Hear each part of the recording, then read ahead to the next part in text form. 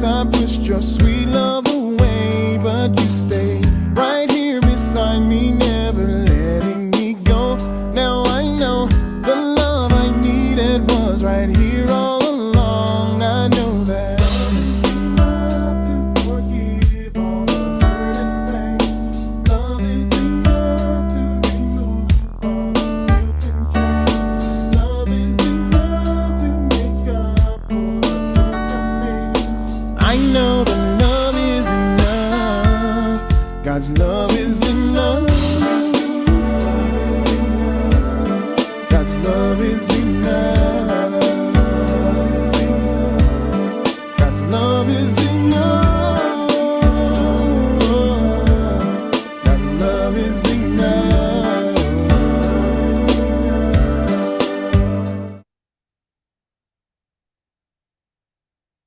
All right. Love is enough. Hello and welcome everyone to this Wednesday afternoon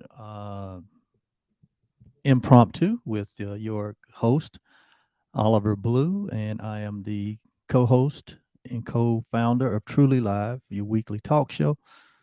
Uh, and I'm also the the co founder of Truly OB, a personal development company that I share the pleasure of ownership and workmanship with my beautiful wife, Yolanda Blue. And I am here this Wednesday afternoon just for a little impromptu session and just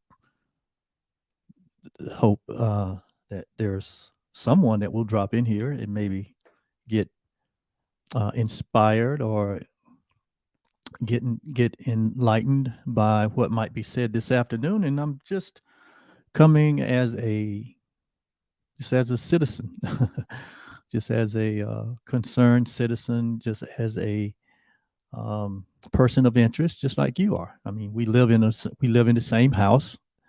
When I say we live in the same house, that means we inhabit the same world, and we all have to make a decision about how we live. Whether we live in peace or whether we live um, in an environment of contention and warring and fighting. And I don't think anyone that possibly is listening to this impromptu message would be unaware of where we are in the evolution of humanity. We find ourselves again on the threshold of um, another possible world confrontation uh, with war and fighting for one reason or another. But we are here. That's where we find ourselves, and it just didn't happen overnight. There's the element of cause and effect that runs the world.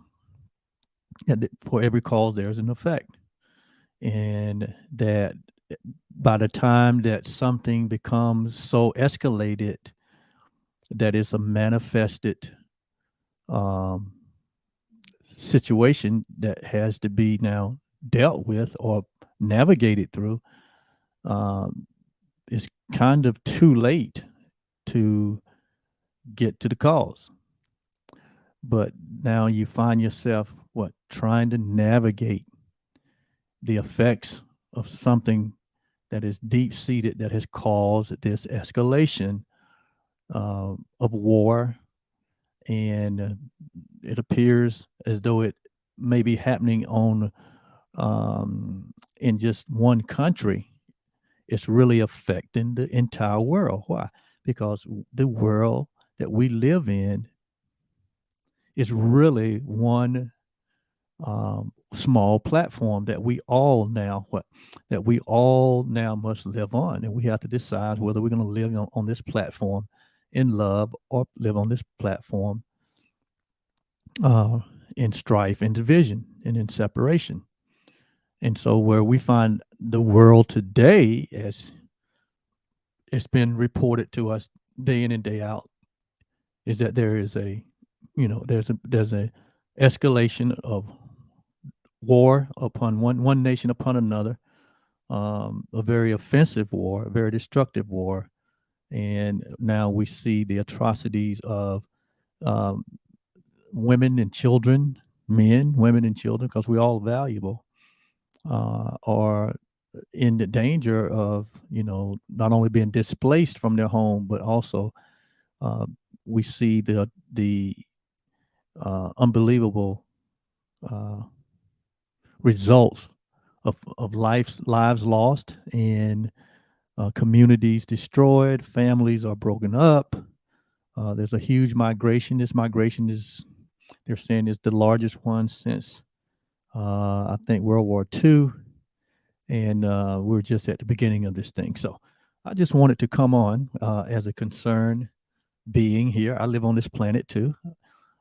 If you ask me my opinion, I would choose peace over war. I would choose negotiations over war. I would choose anything over war, because I understand the spiritual nature of what's going on in the sense that brothers are attacking brothers, because we are all one in this grand scheme of things. In the reality of things, humanity is one brotherhood, is one family.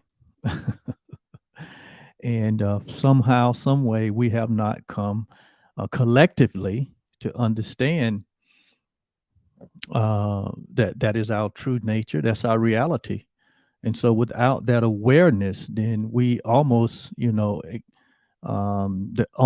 opposite or the other alternative to oneness is what we see, which is a grand display of assault and attack, the um, the use of force, the use of fear and terror in order to, um, we say for the purpose, they say for the purpose of annexation, or taking something from someone because they believe that it belongs to them.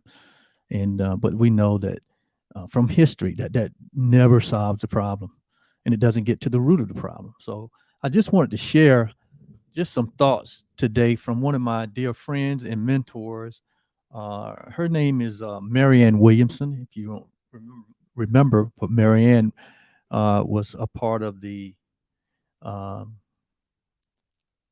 the Democratic ticket when she ran for president back in 2016. And Marianne is an author, a speaker, and a teacher, a spiritual teacher. And she comes from a totally different perspective than than what we would call the standard politics. I mean, she called her politics the politics of love, and Marianne even went on to and have always pushed for a Department of Peace within our nation. You would think a nation the size of the United States, or as modern as the United States, or as awake as the United States, if you would think that we are, that we would have out of all the different departments that we would have on a federal level, we would have a Department of Peace, so that we could promote peace, so that we could be proactive in promoting peace. But there is no such a thing. But that's what she's been known for, is advocating that we would have a Department of Peace, so that we could work on the preventive side of the skirmishes, and be proactive about promoting peace, because the United States is about peace in terms of, if you read in our Constitution, that it's a nation of peace, and it wants to promote peace. But I just want to share a few thoughts with her. She wrote this morning to her community, as she does every week. She writes her current thoughts about what's going on in the world, and I just want to share some of that. I thought some of this, her writing is fascinating, and it definitely resonates with me. So I'm going to just share and comment on a few of the things that she said. And the title of her writing for this day, it was "Hello, Humanity." So she's addressing all humanity. When we say humanity, that means that no one is excluded. It puts all of us in the same boat, which is reality. We're all in the same boat. And if we're all in the same boat, makes sense to me that we would what? We would learn what? To live together. Because if we're all in one boat, that means, we have to what? We have to rub arms with one another. We have to relate to one another. We have to support one another. We have to, what we do affects the other. And so if we understand that humanity is basically a reflection of the collective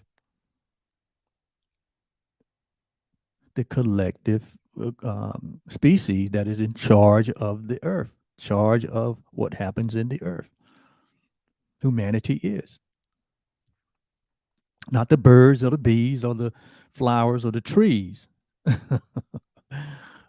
but we've been given what? Dominion over everything on the earth. If you are a Bible scholar, you know from Genesis chapter 1, 2, it says that God created man in his own image, and he what made God man the God of this earth, and he had given him what? Given him dominion of everything that what creepeth on the face of the earth. So mankind is the highest, we are the highest, humanity is the highest creation on the planet. So that means what? That means that we're in charge. And if we're in charge, that means that what? We're going to impact what happens to everyone. And if we're in charge, we need to what? We need to be in charge and be aware and sensitive that we're not in this world alone. No one country should think that they're here alone. No one race, no one um, gender, no one belief system should ever think that they're here alone, and it only what happens matters to them. No, this is a tremendous family of 7, almost 8 billion people that we're spread out over the globe.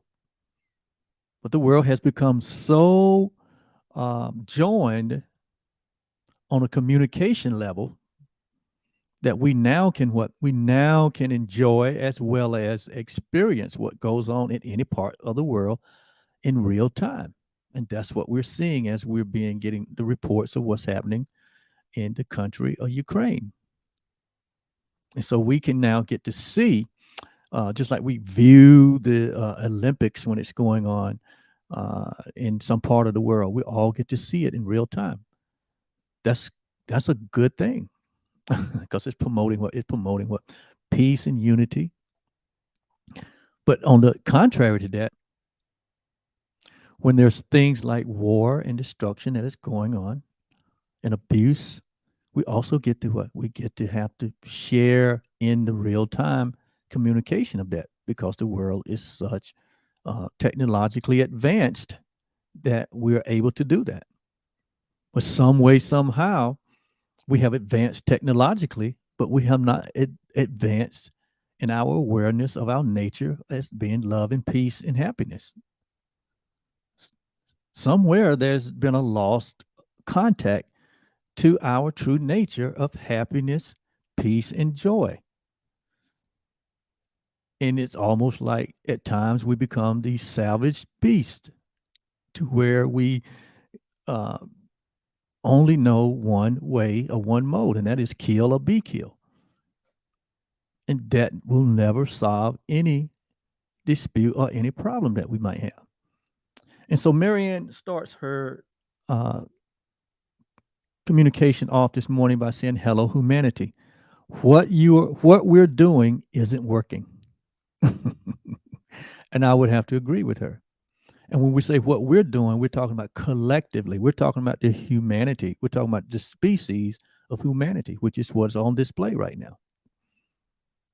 Even though you may be on one side or the other side of this issue, the reality is all of us are affected by it. We're all affected by it. So she says, "Hello, humanity. What is going on?" She said, "What we're doing isn't working." And I would have to agree with her. It's not working from a humanity standpoint, because right now we're on the brink of what? Putting all humanity at risk if we continue to escalate this skirmish. It could it could escalate to the point where, we start doing things that are destructive to the entire planet and all humanity. So how do we get here?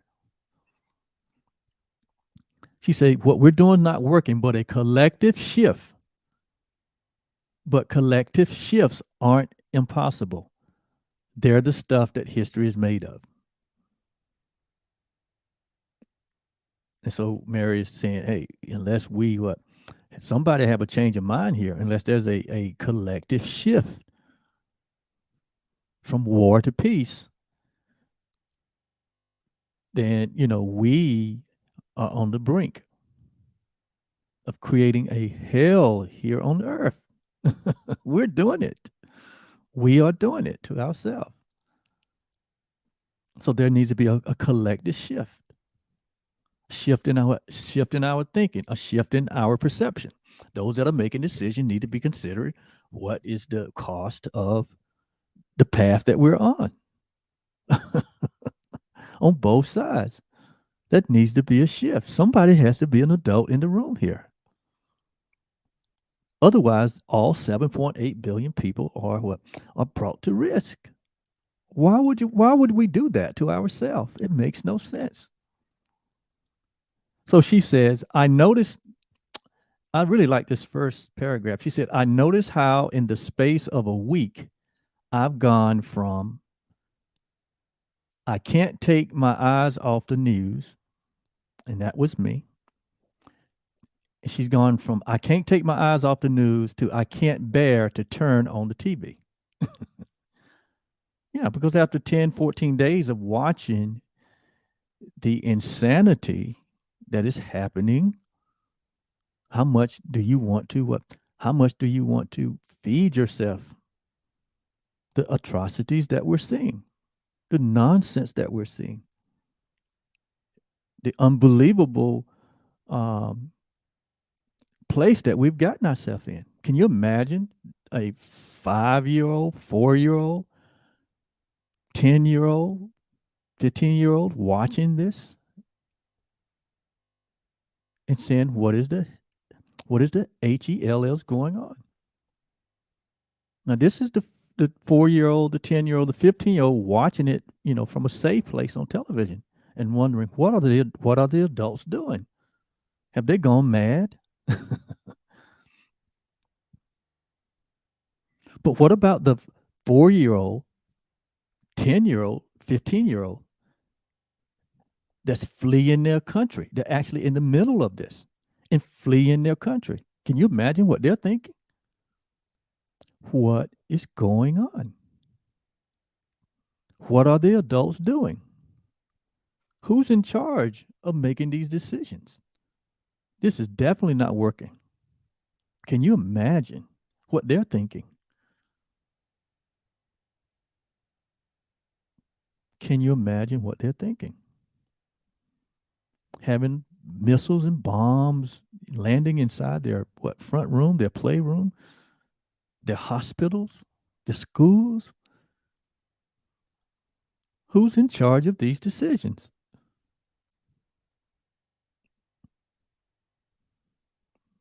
I pray for our younger generations. I pray for the children. I pray for the next generation that's looking and saying, what kind of world are we going to have when by the time these adults that are making these decisions finish with this foolishness? We're seeing total destruction. Why would you destroy something that you're going to turn around and go back and rebuild? It makes no sense. It makes absolutely no sense. So she says she went from I've gone from can't take my eyes off the news in unbelief of what's happening to now, after 2 weeks of this, that I can't bear to turn the TV on. Are you like that? Is that your feeling? Are you to the point where you want to bury your head in the sand, or you just want to don't look at it? She said, I went from a need to track every Russian and Ukrainian move to now feeling I can't bear to see any more examples of the brutality that is happening. I'm feeling the collective state of low grade depression experienced by several millions, if not more, of us at once. No one can believe it, no one can stand it, and yet the horror just goes on. You can easily move into a state of anxiety and depression by keeping up with every detail that's happening. That is so true. From the immature to the mature person, you get an overdose of what we're seeing and what is happening. If you're not really strong in your knowing of yourself or the awareness of reality, it could take your breath away. It could absolutely take your breath away. This is how extreme this is. This is. She goes on to say, there's something so important in all of this, not just in terms of the two countries involved, Russia and Ukraine, or the United States, or Europe, or NATO, or the nuclear arms race. There's something more important than any of this. But this is what seems to be front and center. Russia, Ukraine, the United States, Europe, and all its NATO nations, 29 nations, and all the other countries that have condemned the actions of this one country. Nuclear arms, that daily we're now hearing about what nuclear arms and the proliferation of a possible nuclear war. She said, even in all of this, there's something so important than all of these things, but they're front and center in the news. And so she goes on and said, there is some larger lesson for humanity.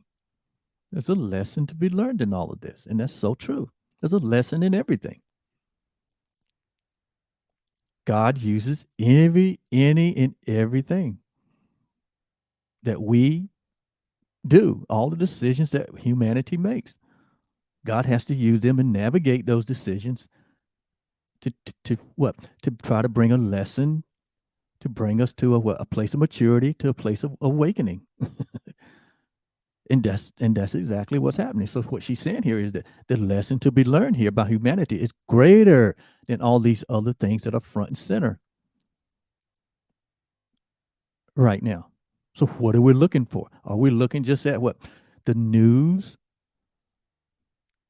Are we just looking at the details? Sure, we don't want to ignore them or deny what's happening. That's not what I'm saying here. But what I am saying is there's a greater need to know what is to be learned here. Because obviously, it's quite obvious we hadn't learned from the last time. We have not learned from the last time that hundreds of thousands of people were killed, cities and countries destroyed. We didn't learn. Obviously, we haven't learned because here we are again and again and again and again. And it's been that way from day one. It's been that way ever since Cain and Abel, two brothers. The first two sons born of Adam and Eve. They fought like cats and dogs also. Why? Because there was this belief in there that had been passed down to them. This belief in separation from each other, and separation from the Creator. And anytime we use our minds to promote separation versus oneness, then the result is always destructive. Always. It's always the result. In some way, somehow, if it wasn't for, God's mercy and grace, we would just destroy it all. We would. God has nothing to do with this. We're the God of this world. We've been given dominion. And look what we're doing with it. We're making a mess out of it. Something is like she says, what we're doing isn't working. And it's not so much what we're doing, it's the way we're thinking that's not working. Because by the time we get to the doing, it's too late. All doings come from what? It comes from the way we think. It comes from the way we perceive. It comes from the way that we what? The way that we interpret things, the way we see. From what point of view are we looking? Are we looking from the point of view that we're separate? We're separated because we have these individuated expressed bodies. Are we looking from the point of view that we're different colors, we have different nationalities, that we're different race, different agendas, I mean different genders, that we have different belief system, with different religions, with different upbringing? Are we looking at everything through our differences? That could be the root of the problem. Instead of looking at everything from what? Our oneness. Our differences is what's supposed to what? It's supposed to make us great, not to make us um, to turn on one another. So it has to be where it has to be in the way we think. So it has to be in the way that we are thinking. And then what has to be corrected is our thinking. Thinking has always been at the root of our experience. Everything that you ever experienced in life, it came from your thought. You first what? Had an idea. You first had a fantasy. And that fantasy became what? A burning desire in your heart. To the point that what? You begin to take action on it. So if our thinking is incorrect, and it only produces what? It only produces results that we do not want. We have to what? We have to go back to the root of the problem. It's the way we're thinking. And humanity has this history of what? Thinking individually about himself, not understanding or asking or trying to discover or to study to find out, what am I here for? What is this all about? How should this work? How should life work? How should we what? Habitate on this planet in peace? Everybody desires peace. Everyone desires peace. It's in everyone's nature to desire peace and happiness and joy and prosperity. Why? Because that's part of our nature. That's who we really are. That's who we really are. But then what we do with our nature is we cover it up.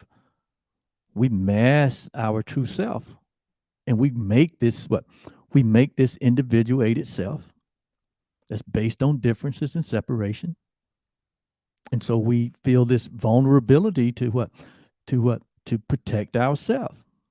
We feel this sense of scarcity, that someone's going to get something, and if they get it, I can't have it. So there's this sense of what? Kill or be killed. There's this sense of what? Competition. This sense of what? Greed.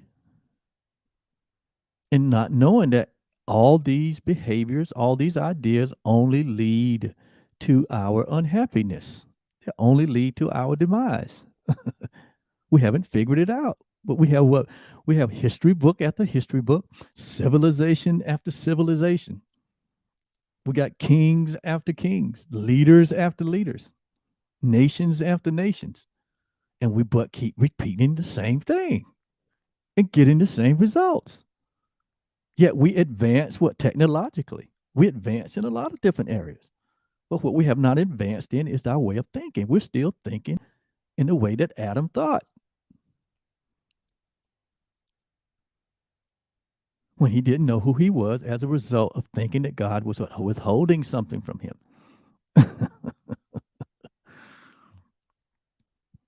And so what? He didn't like what the Father had given him.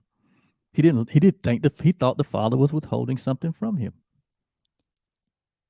And so he bought into the lie.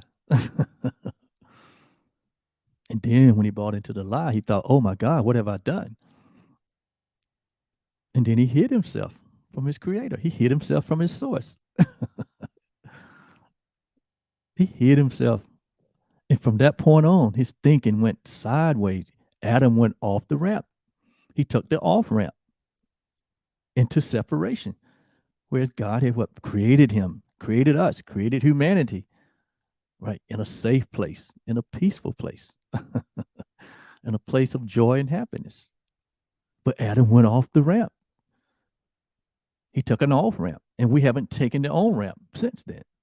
If you look at the history of the world, there's been what there's been what there's been moments of peace. There's been years of peace, seemingly.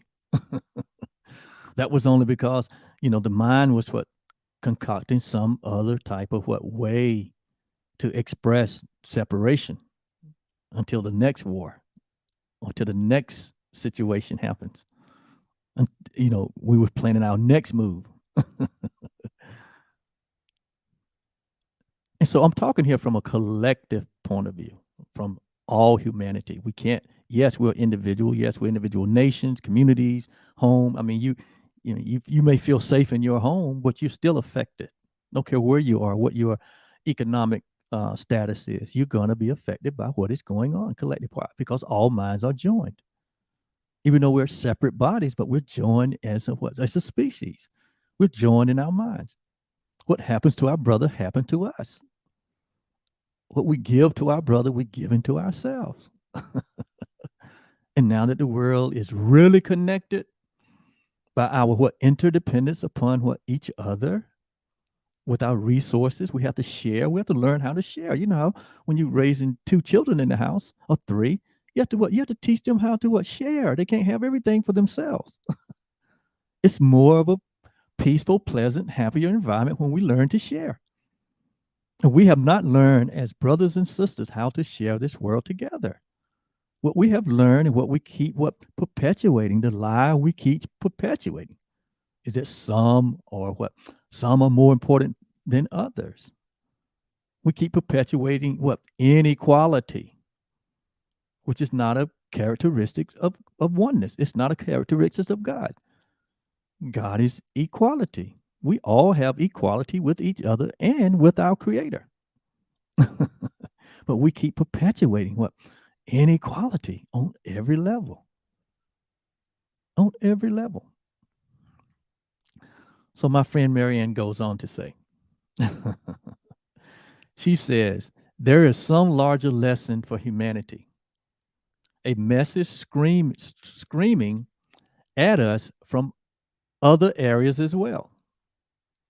Of course, she said, hello, humanity, what you're doing isn't working.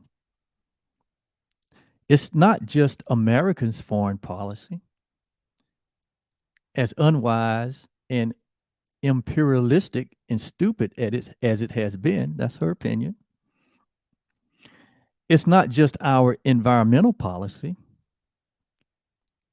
as ignorant and irresponsible as it has been. It's not even our political functioning, as corrupt and undemocratic as it has become. And that is so true. She said, no, there is some deeper problem at the root of all of those. So Marianne is pointing us to what is the root of the problem. That's why I love Marianne. Marianne always deal with the cause and not the effect. I love people that focus on the cause and not the effect, because when you focus on the cause, you're focusing on the problem, the real problem. You're going back to the original place where the error was made and make the correction. When you make the correction where the original error is made, correction is real correction. It's real correction. And it changes the effects totally.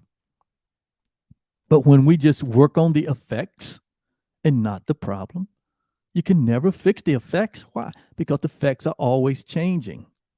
Effects always change. If you don't believe me, go to bed tonight, wake up tomorrow, and see how much things have changed. See what the numbers say. see what the people are saying. They change every day. Effects change. You could never solve problems by changing solving or fixing the effects. You can't solve effects. You can put a temporary fix to them, and it is really temporary. And the one reason you cannot change effects, because effects are not real. They're temporary. A cause is real. Because at the cause is is there has been a what? There's have been a moving away from that which is real, that which is true. So somewhere in our mind, as a collective humanity, we moved away from reality, and it's depicted in the story in the garden, the story of the Garden of Eve, the story of Adam and Eve. It's just a symbolic story of where man detoured away from the truth. It's depicted in the story of what? The prodigal son. The prodigal son was happy at home with the father, with a kingdom, where everything had been provided. All was peace and good.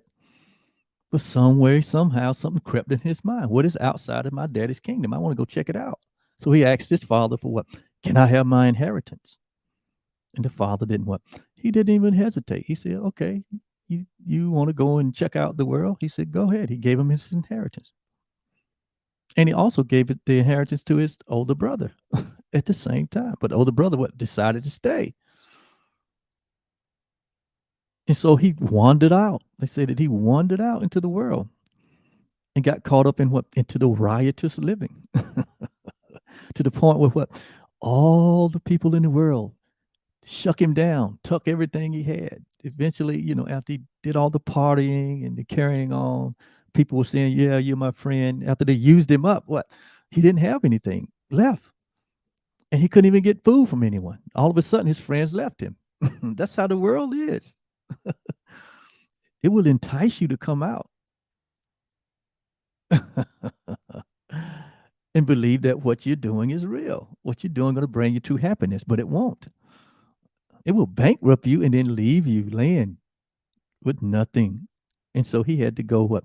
Go and what? Go to the pig pen and eat with the pigs until he what came to himself.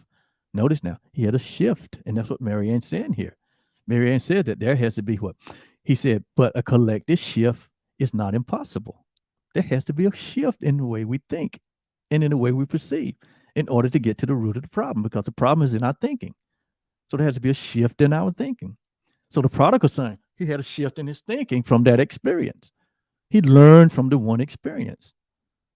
And he said, I'm going back home to my father's house because what the servants live better than this.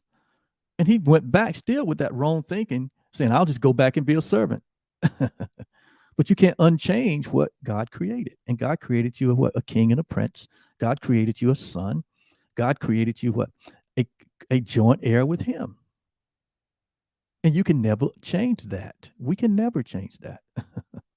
So the prodigal son, he went back and said, Dad, I messed up. Can I just come back as a servant? He said, no, no, no. He took off the ring and gave it to his son, which was symbolic that you are still who you are. He said, go kill the fatted calf. And they had a party. Why? Because that was lost, had been found. He had learned the lesson. He learned the lesson. The story doesn't go on from there, but I'm sure, if the story went on, maybe the other son would have run off because that's what we do. We don't learn. Somebody didn't learn the lesson. And in this case, we have not learned the lesson collectively as a species. Why? Because we're back at the same point we've been at many, many times. So the problem has not been fixed. Peace treaties don't fix the problem. There has to be a waking up. There has to be an awareness. Mankind has to come to know their true self so that we don't play out these roles, play out these false images of who we are as these, self-divided, group belongings to individual selves, individual nations, individual states, individual counties, that we all these separate, billions of separate entities where we would never agree on separation. In separation, there's never agreement. There's only agreement in oneness, where all is one and one for all, where we realize, where there's a realization that equality exists, even in our relationship with God. If you think that you and God are not equal, you're really not comfortable with that relationship.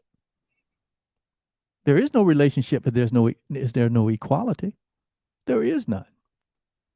And most religions are based on what? The idea of, God is in one position and we're in another.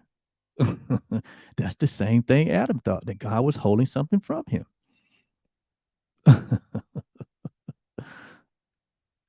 And so you have to understand that even in that relationship with your supreme being, whatever you may call him, whatever religion, doesn't matter.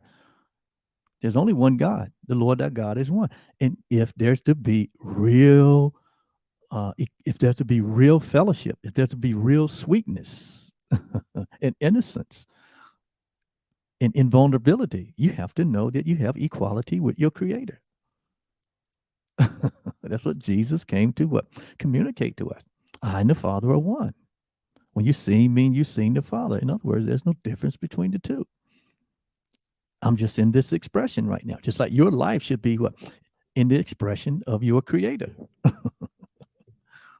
Yeah. He said, let this mind be in you that was also in me, who, when I was in the form of a man, I thought it not robbery to be equal with God. He didn't think he was taking anything away from God, saying he's equal with him. And for that belief system, for that reality,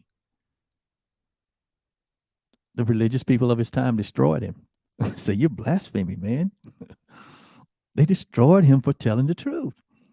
So when I sit here and say to you and to me that we have equality with God, does that upset you? That's the truth.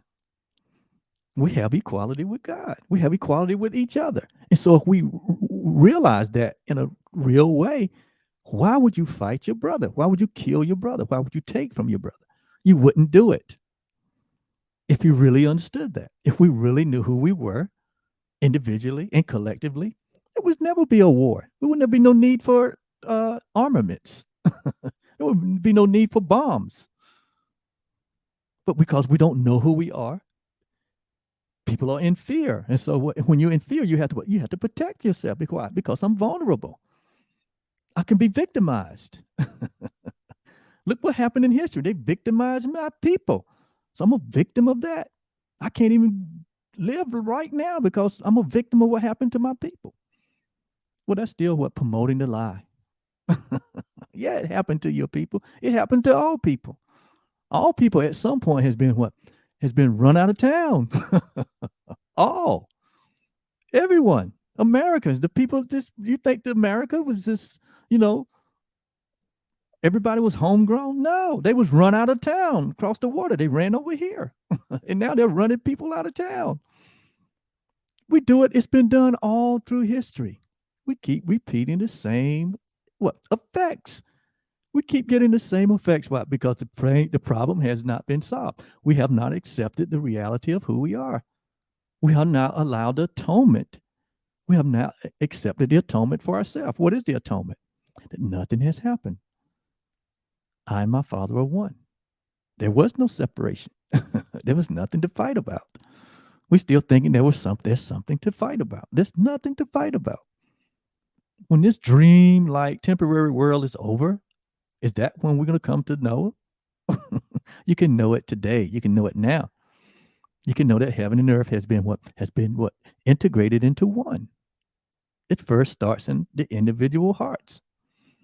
It first happens in your heart, my heart. We wake up to this truth. And then we allow this peace, this love, this happiness to extend from us into every relationship, extend into every area of our life. We begin to live in peace with each other. Begin to live in peace first of all, peace has to start with you. You live in peace with yourself. Begin to love yourself because you know who you are now, that you are loved. And then you begin to love in your relationships.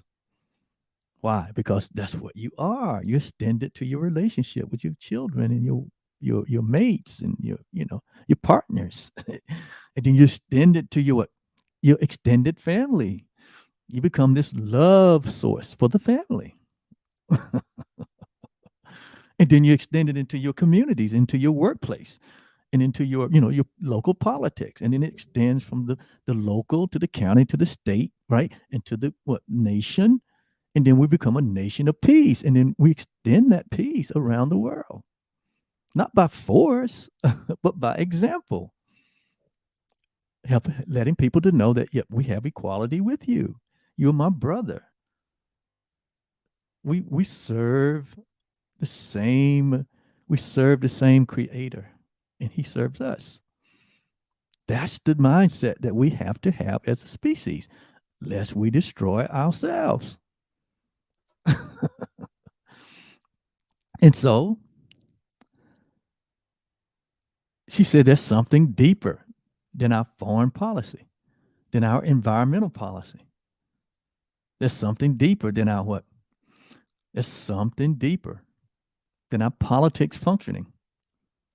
She said, no, there is some deeper problem at the root of all of those, some more cynical resistance to life and love, some more sinister resistance to life and love. Beneath the material horrors, there is a spiritual dysfunction. So beneath all of this, the wars, the fighting, the famine, the sickness, the pandemic, the destructive weather patterns, the infighting within communities, the infighting between, religions, the infighting between in politics, between what parties, the infighting among people. There's a deeper problem than the infighting. There's a deeper problem than what's on the surface. It is a dysfunction. She said it's a dysfunction. It is a dysfunction. Let me get there. I lost my spot. She said, beneath the horrors, there is a spiritual dysfunction, a deadly forgetfulness regarding who we are and why we're here. So when we don't know who we are or why we're here, the dysfunction happens. And what you get is war and fighting. There was a very, very well-known spiritual teacher. His name was Miles Monroe. And before he departed the earth, he was very much known for his insight on purpose. And he used to say all the time, if you don't know the purpose of a thing, ultimately you will abuse it. And that's what we're doing. We don't understand our purpose. And so we abuse it. And what that abuse looks like is what we see being reported for the last 14 days on our television. That's what it looks like. That's just one form of it. There's many forms of it, but that's just one form of it. She says, like Oedipus, we killed the father. And the father, what? Like Oedipus, we killed the father, and then Oedipus, what? Sleeps with the mother. And then as a consequence, we become blind. We kill the truth. We cover up the truth. And then when we cover up the truth, which represents light, there's nothing left but darkness. And who can see in the darkness? We become blind. And so it's like Jesus said, if the blind leads the blind, they all fall in the proverbial ditch. So this is what we see happening. This is looking at the root cause. Guys, it's not about the oil. It's not about the territory, the land. It's not, that's what it seems to be like. They're not upset for the reason that they think. As the Course in Miracles says, we're not upset for the reason that we think. We look at all the surface activity and events, and we think that we're fussing, fighting over those things, but that's not what we're fussing and fighting over. We're fussing and fighting because we don't know who we are, and we don't know what we're for. We're children of love. We're here to express what the love of God. That's what we should be doing. But instead, under the bloodstained banner of God, we've seen what? Most wars are fought over religion. Yes, most wars are fought over religion. And I would dare say at the root of what's going on now is a religious idea. It's the root of the problem, the dysfunction, because we don't know who we are and why we are here. I love what Marianne says here because it's the truth. But we could get caught up in all of the special effects of what's going on, but none of that's going to solve the problem. It might quiet down for a while. They might get a peace treaty. They may get a ceasefire, Even they've had 3 or 4 ceasefires. As soon as the people start moving, what do? They start shooting and killing them. So it's not really a ceasefire. It's not. It's insane, man. I'm chuckling a little bit, but that's not to downplay this, what's happening. I could be crying, but would that do any good? No. What would do good is what? For someone to what? Speak the truth in love. So that's what I'm here doing. I'm trying to promote an awareness and an awakening. We need to wake up. We need to expand our awareness, our consciousness. We need to try to understand what our creator thinks, how he thinks. Those thoughts are within us. The peace and the joy and the love and the happiness is within us. The kingdom of God is within you. But we're what? We're turning a blind eye to it. We have become convinced by the world system that that's a better way. That is not a better way. We've gone prodigal. We've taken the off ramp. We need to take the on ramp back to the truth. That's why the Bible says what? Be not conformed. Don't be kind. Be not conformed to this world way of thinking. But be ye what? Transformed by what? The renewing of your mind. So it is the mind that needs to be renewed to the truth of who we are. That's what needs to be done. That's what needs to be taught from an early age so that we don't raise people up to think that it's different, that the world's way is the way that leads into happiness, but it doesn't. It leads into destruction. It's a wide way, and many of us are on that road. we believe in separation. We believe in inequality. It's been taught to us. We believe that, what our body identification is who we are. And we've used our body identification to make even stronger differences. That's what Martin said. There will come a day when we wake up that children will no longer be what? Judged by the color of their skin, but by what? The content. What is their content? Their godliness. The true identity. They'll be judged by the true identity. They will recognize that God is in each one of us. Christ in you, the hope of glory. And so we'll all be what? Recognizing and seeing the God in each other. We'll see the true self. We'll know what true brotherhood is all about. So she said, there's no incremental fix for any of it at this point. A little tweaking here and there isn't going to fundamentally heal the gaping wound at the heart of our civilization. We're so out of alignment with our deeper nature, not so much as individuals. I actually think people are pretty wonderful. But collectively, as a species, in how we organize our societies, the way we run our economies, the way we care for other people, and treat the earth.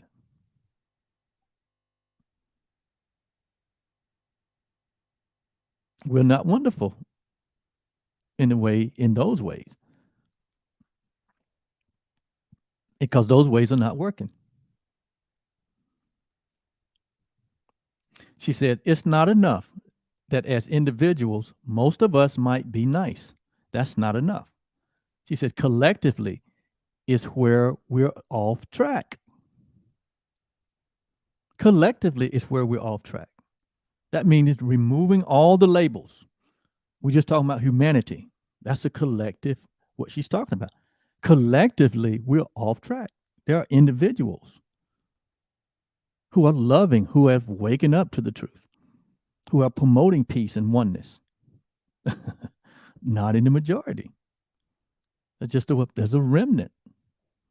But it's going to take more than a remnant. It's going to take a collective shift in our thinking to get out of this mess. She says, collectively is where we're so off track, and collectively is where we need to get it together, or else, we're going to see what we're going to see more of what we're seeing today. And the more we move away from the center, the more we move away from the light, the more we move away from reality, the more we move away from our true identity, the darker it gets. And the darker it gets, the more we can't see. And the less we see, the more destruction we create, because we're stumbling all over the place. So she says, collective shift aren't impossible, because we've had them in history where the world seemed to wake up for just a moment before it destroys itself. She says, so collective shifts aren't impossible. They're the stuff that history is made of. Time and time again, as we walk to the edge as a human race on the brink of destruction, there's been a collective awakening. I don't want to fall over the edge. That needs to happen now. It needs to happen today. She said, and it's important to remember that the majority of a system doesn't have to change in order for the system to tip in another direction. It doesn't have to be every single solitary person, but then there must be a collective shift in order to bend our direction back into the direction of oneness, back into the direction of peace, true peace, which comes from within, not from a treaty. She says, and it's important to remember that the majority of a system does not have to change in order for the system to tip in another direction. The majority didn't wake up one day and say, let's free the slaves. That didn't happen. The majority didn't say that. However, the majority didn't wake up, and it said the majority didn't wake up one day and say, let's give women the right to vote. The majority didn't wake up one day and say, let's desegregate the South. Social change occurs on a vertical, not a horizontal axis. Something happens within us vertically. There's a shift in our thinking for momentarily. And it doesn't come from the wisdom of the horizontal of this world. It comes from the wisdom of God. There's enough of humanity that opens themselves up to hear. And a lot of times we don't open ourselves up until we're in dire straits like we are right now. I'm sure everyone that's listening to me have considered a solution for this matter. Everyone has great concern that this thing could get out of control. And so when we get to those places in our life and those points in our lives, it's generally when we're willing to sit quietly. We're willing to consider the better way. And God is always sharing with us the better way. And so in these moments in history, it's in our history that we've had collective shifts. And they've always been on this brink of destruction. We need a collective shift right now. And it starts with you and me. It starts with you and me. Because if you and I are seeing the world, or seeing ourselves through the eyes of separation, we're part of the problem.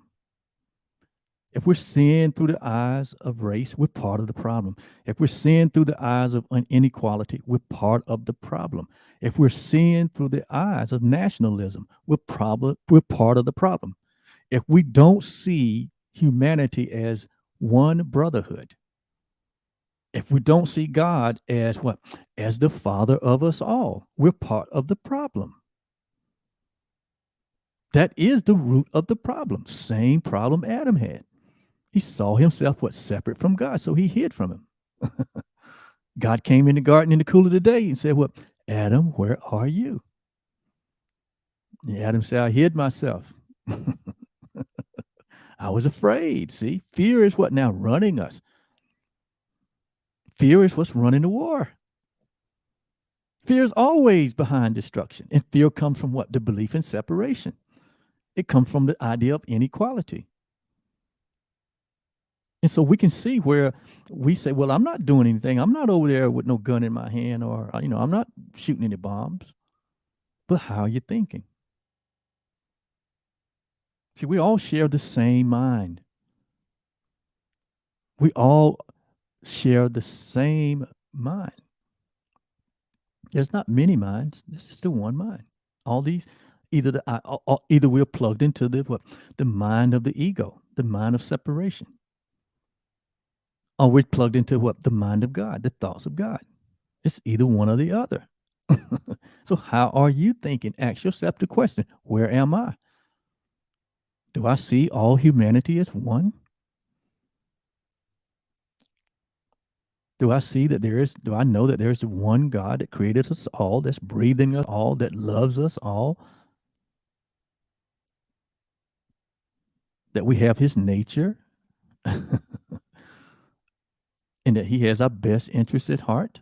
Do we see that? Or do we see multiple gods, multiple religions, multiple different people, everything is separate?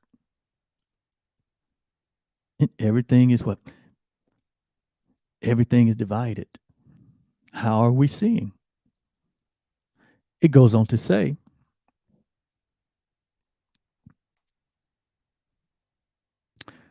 social change occurs on a vertical, not a horizontal axis. It's not a majority awakening to the need for a new direction that begins the change, but only a critical mass. And that makes all the difference. It only takes a critical mass of people to change the way they're thinking and begin to think vertically along with the thoughts of God, to think lovingly and to think peaceably. It only takes a critical mass.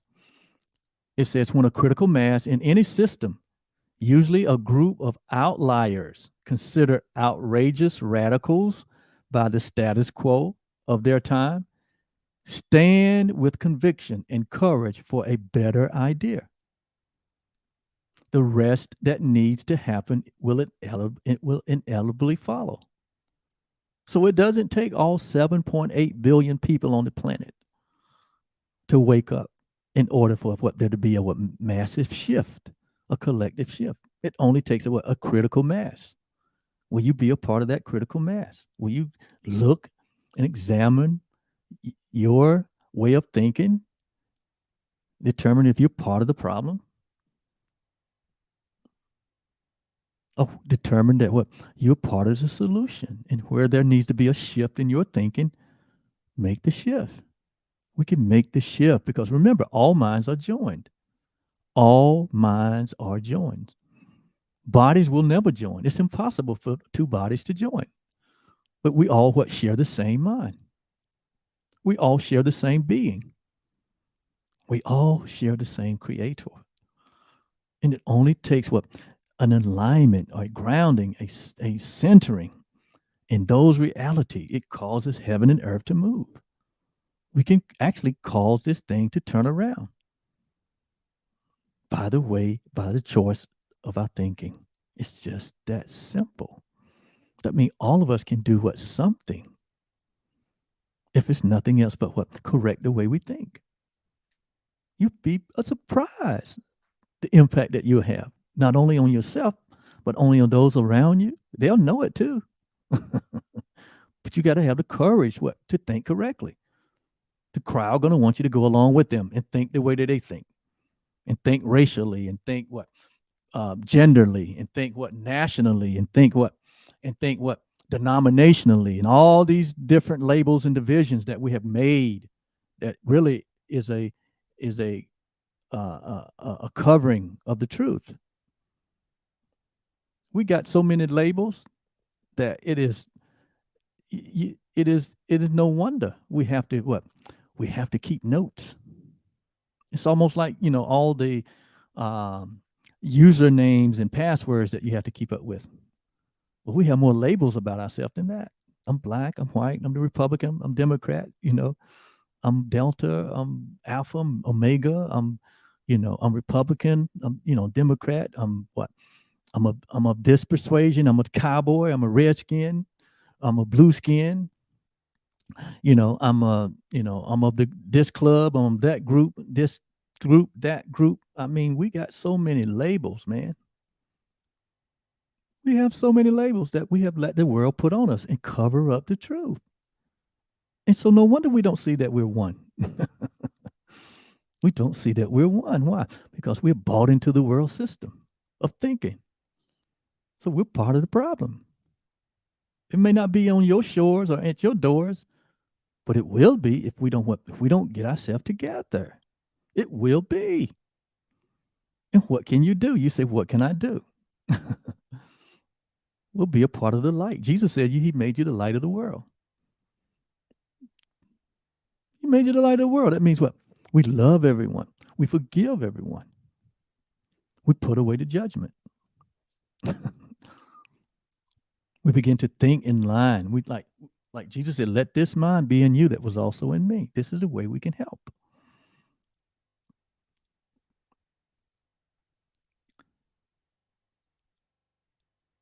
It says, what's the better idea today? That humanity decides to survive. That's the better idea. That we choose life. The Bible says, choose you this day whom you will serve, life or death. How do we serve life or death? By the way we think. There's two laws. He said there's two commandments. These are the two greatest commandments. That what? You love God with all your what? Mind, heart, soul, with all your strength. Why? He made you. He's sustaining you. And that you what? You love what he created, which is what? Your brother. Love your neighbor as yourself. That means you have to love yourself. But we can't love the self that we made because the self that we made is unstable. But the one being that we share with God is what? Very stable. And we share that one being. That's how you love yourself. When you know that you have equality with God and with each other. That's the only way you can love yourself. That's the only way you can love your brother. When you know that he has equality with you and you and him have equality with God. That's the only way. Where there's no equality, there is no love. Where there's no equality, there is no love. Ex-husband and wives, ex-brothers and sisters, with ex-nations, ex-any group. Where there is no equality, there is no love. That means that where there's no equality, where there is no equality, there's going to be what? Injustice. And nobody's going to what? Nobody going to go along with injustice forever. The nature of the human spirit, he's going to rise up when he's been oppressed. The human nature will rise up when it's being oppressed. Why do you think the Ukrainians, who outnumbered, why do you think they're what? Fighting like what? It is all that is left. And that's why, because they refuse to be what? Oppressed and suppressed. That's where that fighting nature is coming from. They refuse, the human nature refused to be what? Imprisoned. Why? Because it's free. The human nature is what? Its nature is free. That's why you refuse to be oppressed in many cases. Eventually, what? You're back against the wall. You're coming out what? You're coming out fighting. But the back never should be against the wall. The back only gets against the wall because what? We don't know who we are. There's a victim and a what? Victimizer. Why? Because they don't know who they are. So the problem is what? In identity. The problem has always been identity. Adam didn't know who he was. He forgot who he was. And so we're here to remember. That's what Jesus meant when he said, what? Do this in remembrance of me. As if you remember me is the remembering that what? I and the Father are one. That I have reconciled what? All humanity back to myself. That was his whole purpose for being here. To be a symbol of reconciliation. So how can we reconciliate all of the effects we see? By getting to the heart of things. Getting to the identity. crisis. There's really but one crisis, and it's an identity crisis. That's the crisis. We need to know who we are. I am here to tell you who you are. You are a child of God. You have equality with God. All other created beings are your brother and sisters. You are made in loveliness. You're part of the beloved. Every one of you. Don't care what your religious path or choices are. That's your choice. You have the freedom to choose how you express. But in that expression, if it's real, true expression, at the base of it is what? Oneness. At the base of it is not specialness. Not that my group is it and everybody else is go to hell. That's not it. I don't care what path you're on. If that is at the root, that's not godliness. That's religion. If you think your religion is it and that's it, and everybody else is going, to the abyss, your thinking is wrong. I don't care where it came from. I don't care how long it's been there. It's wrong. I'm here to tell you. And you know it's wrong at your core. Why would you send someone? Why would you send your brother to hell? Why would you discount your brother? Because you don't know who you are. That's the same mindset that Jesus saw when he came into the world. He came into the world and told the world that what? We're all one. And they crucified him. The Jews said, no. We're the one. We're the one got a box on God. Everybody else is wrong. But we're still doing the same thing 2,000 years or not from now, 2,000 years from then. If you're not a part of this religion, then you're wrong. You're going to hell. No, man. That don't even set right with you. You know it don't sit right with reality. It doesn't sit right with God. God is a loving Father. We have made of God what? An unloving Father. Jesus came with the message that God is a loving Father and he's for all. And they say, no, God is for us. And what did they do? They murdered him. The religious people. And they're still doing the same thing today. By saying, if you're not part of our group, then you're wrong and you're going to hell. You're murdering your brother. In the name of God. See how screwed up we can be in our thinking? But I'm here to help correct that. I am here to help to correct that. That's not right. All have been reconciled back into God through Christ. All. There's no exception. If that makes you mad, you need to think about the way you're thinking. You need to think about the way you're thinking. It doesn't make you happy. It doesn't make you happy to see what's going on in Ukraine, one nation bullying another like that. That makes you sad. And it would make you sad to think that there is a God that would say, if you're not part of this group, you're done. That would make you sad. It's not true. It's not true. I'm here to tell you it's not true.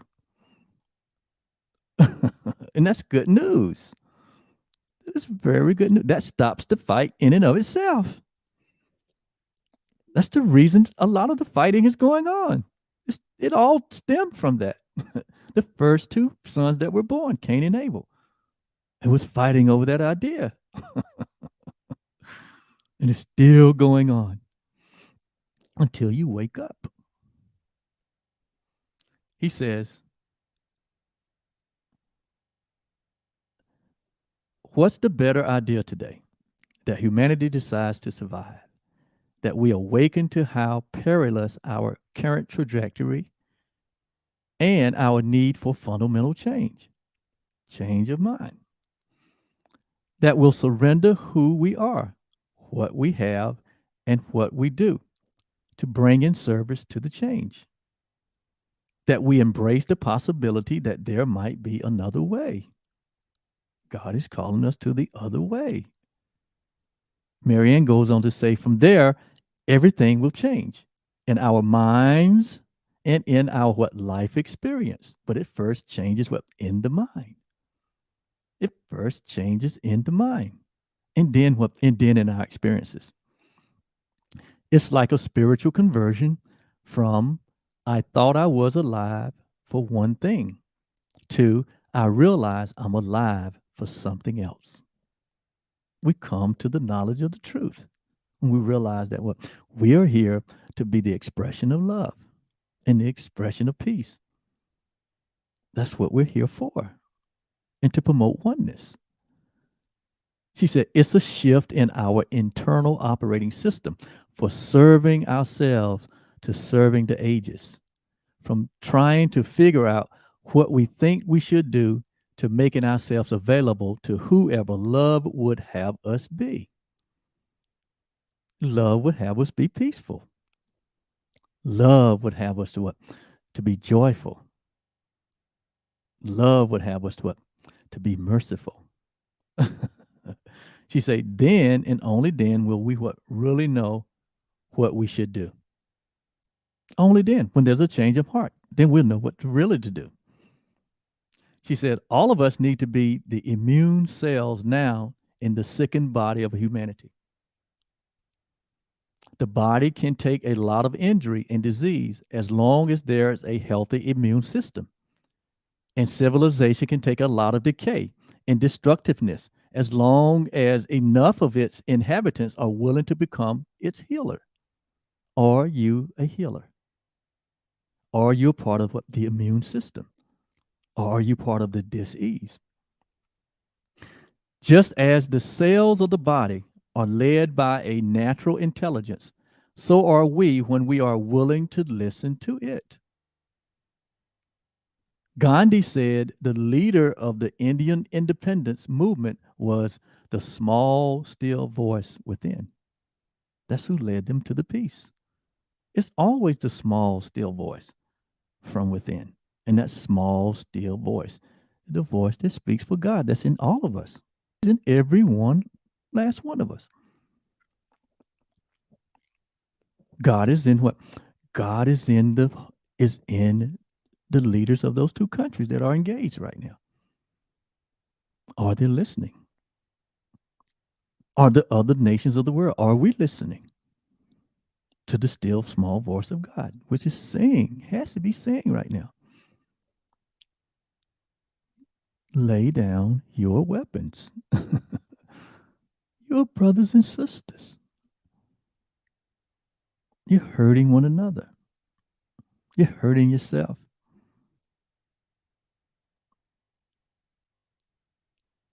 That's what the voice is saying.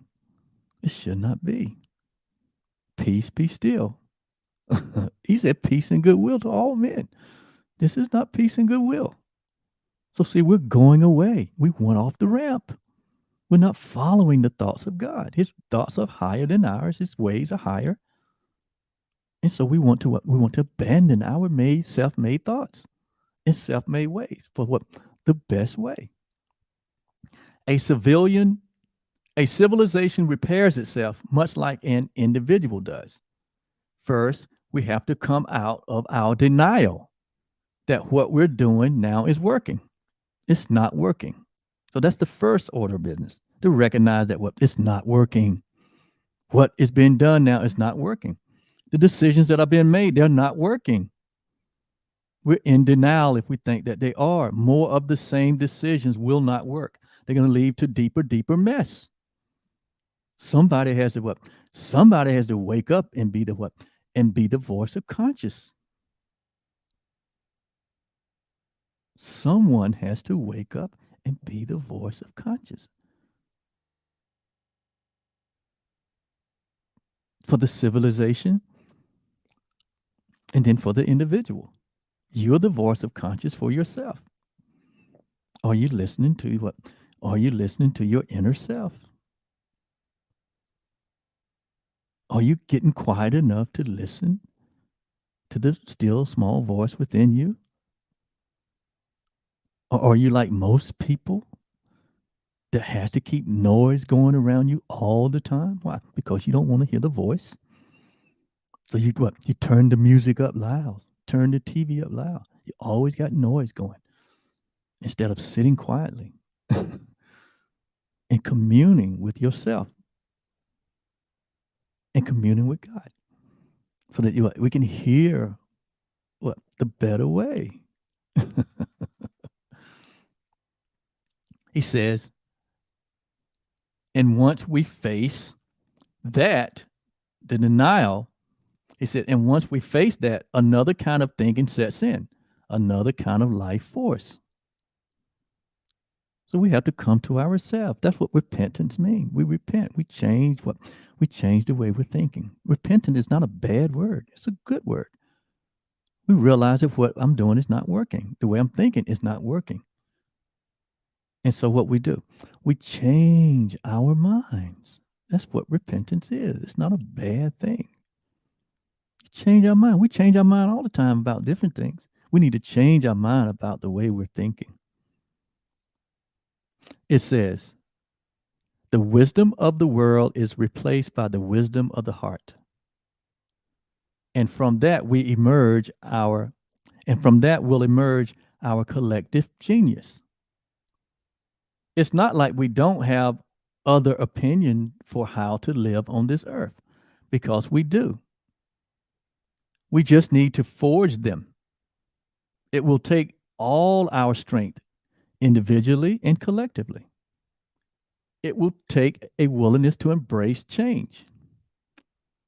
It will take courage. And it will take love. And I thank Marianne for these insights today. They're needful.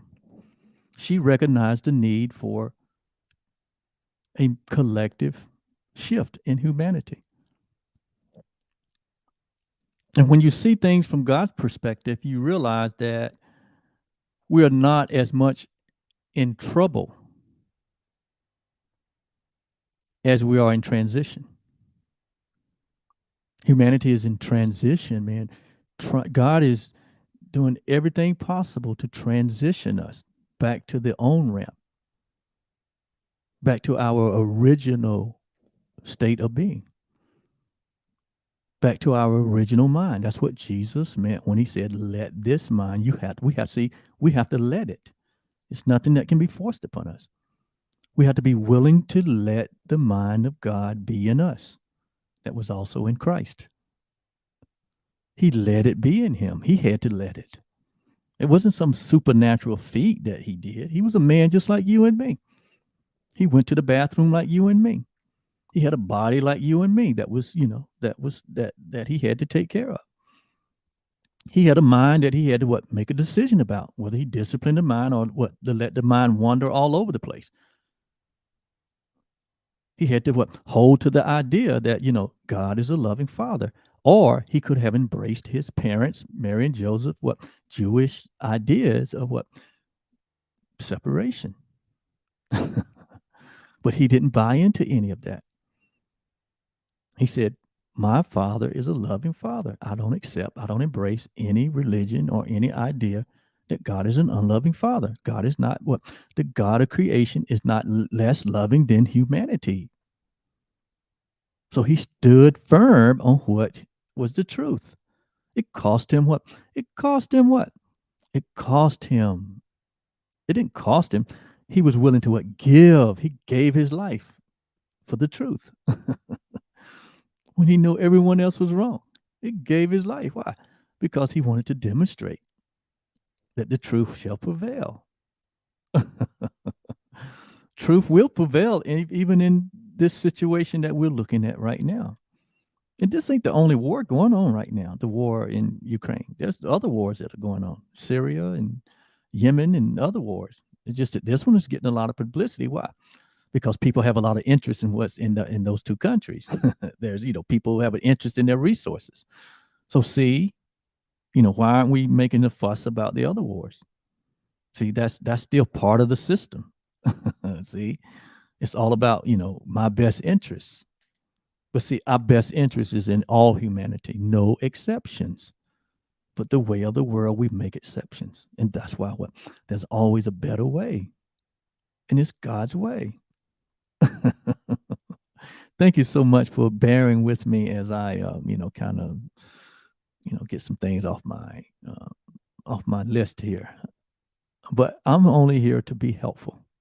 I'm only here to promote the peace. I'm only here to help point to what that better way, man.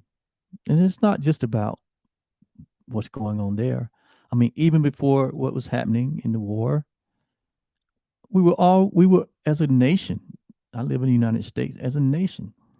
We were already going sideways, so polarized, so divided, with all kind of inequality thoughts and all kind of superiority ideas. I mean, just crazy stuff. And the young people, the children are looking at us like, what in the world is going on with these baby boomers?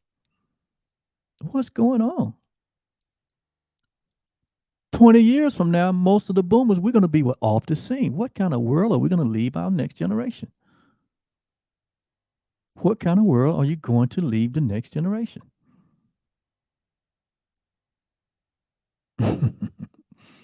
So thank you for bearing with me. And I'm only here as one voice. I have decided to make the rest of my life count for truth and for reality. And so, in many different ways and many different platforms, you will find me out here. Um, it's not that I'm very opinionated. It's just that, I just honor the truth. You say, Oliver, how do you know it's the truth? Well, your results tell you where you are. Your results always what tells you where you are. So, what are the results of your thinking? Is your thinking producing love, peace, joy, abundant, compassion? you know, do you see your brother as you see yourself? Do you see oneness? Do you understand that, in reality, that we're invulnerable? Do you know in reality that, this world is what temporary? It's not the real deal. Do you know that body identification is just a very low vibration and that's not who we really are, but that we are we are the very truth of God. We are the very home. We are the holy home of God. That we are just as holy as our Father is, and He's as holy as we are. That we are to the praise of His glory. Do you know that that's your reality? That you're an eternal being? That this is just a temporary experience that you're having? That the content of your experience, the content of your events, has nothing to do with your identity? This is just what you've chosen to experience? That you can separate your experience from your true identity? That your experiences are temporary, but your identity is permanent? That you are awareness itself? You are your consciousness, just like God is?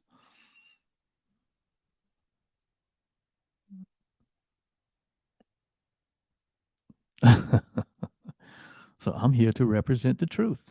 It has set me free. So I'm extending that love. I'm extending that truth in every corner of the world. Like Jesus said, go forth into all the world. And what he says, share this good news. This is good news that I'm talking about, who we really are. It's great news. So that's what qualifies me. Besides, I love you and I'm glad to be here, glad to share. Thank you so much. This is a special edition of Truly Life Lessons. Thank you for joining us. I'm gonna see if I can end with this song that I started with. Let me see here. I think this song tells it all.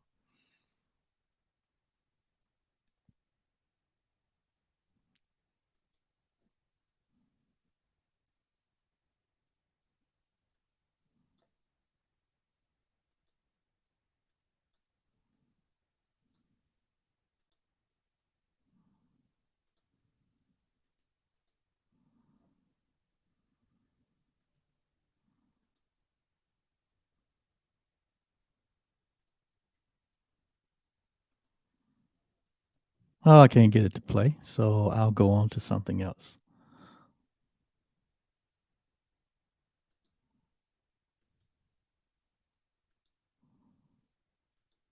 All right. Thank you so much. I see some comments here. Very interesting comments. So let me go here.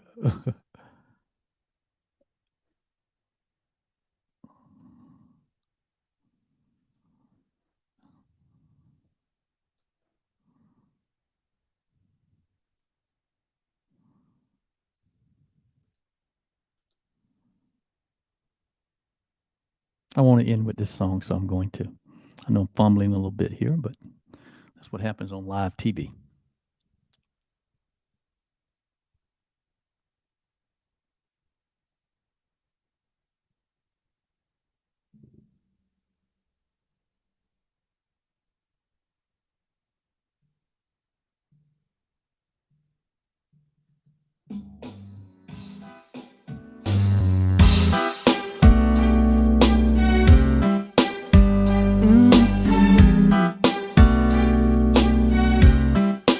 Yeah, yeah, yeah, yeah.